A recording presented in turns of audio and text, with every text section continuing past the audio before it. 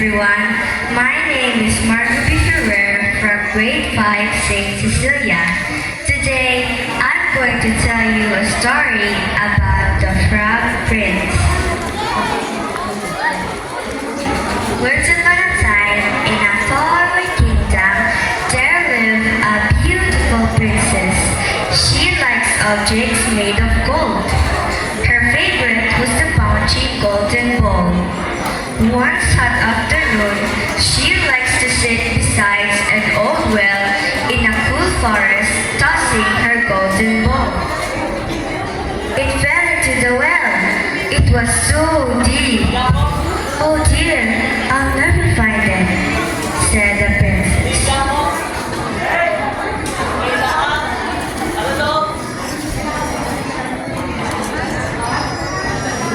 Then she began to cry. Suddenly, a voice called out, "What's the matter, princess?" As she looked around, she saw a green frog poking its head out in the water. "Well, if you will know, I'm upset because my golden bowl fell into the well," said the princess. "I can get it back to you, but what will you give me as a reward?" "Whatever you like, frog. My pearls and jewels, or perhaps my golden crown," said the princess.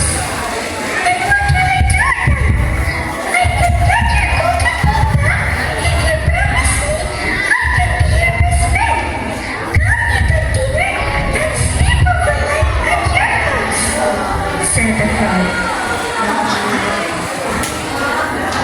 All right, she agreed.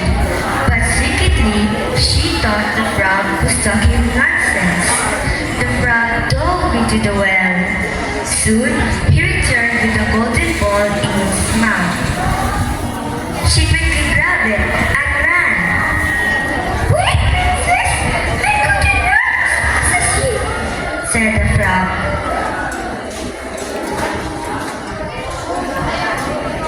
That night, while they were eating together, they heard something crawling. Splish, splash, splish, splash. "Princess, open the door!" Curiously, the princess opened the door and saw the frog standing out there. She quickly slapped the door in his face.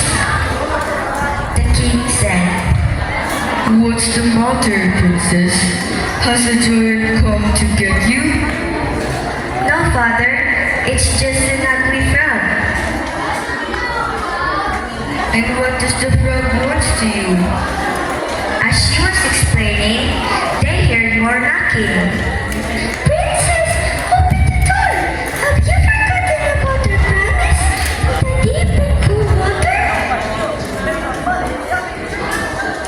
My dear daughter, if you ever made a promise, you must keep it, said the king. "Yes, father," the princess said. With a long face, the princess opened the door. The frog followed her at the table and said, "Princess, let me up!" "Don't be ridiculous," the princess said. But the king gave her such a look that changed her mind. Once again, he asked, "Princess, pull your golden plate so I can share your food." It was quite clear that the princess doesn't enjoy the rest of her meal. That night, the thought of sharing a room with a cool and dumb frog so upset her, and then she began to cry. But the king said, Get going. It's not good to turn your back to someone who helped you when you were in trouble. "Yes, father," said the princess, and she carefully picked up the frog. In her room, she set the frog down the corner and heard the frog flop down beside her and said, "Princess, lift me up! I'm tired too!" She tucked him into the bed and was surprised to hear the frog sob quietly and said, "What's the matter now, frog?" "All I ever wanted was a friend, but it's quite clear that you don't like me at all. So it's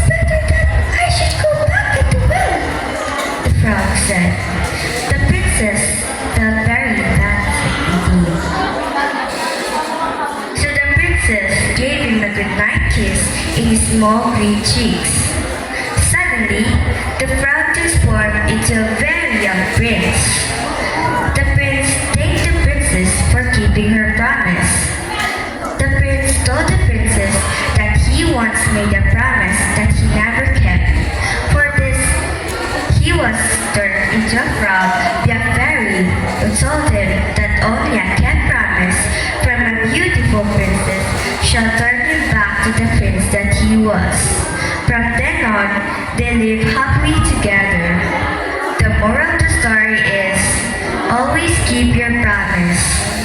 That's the end of my beautiful story about the Frog Prince. I hope you like it. Thank you for listening. Bye-bye. Okay, that's it.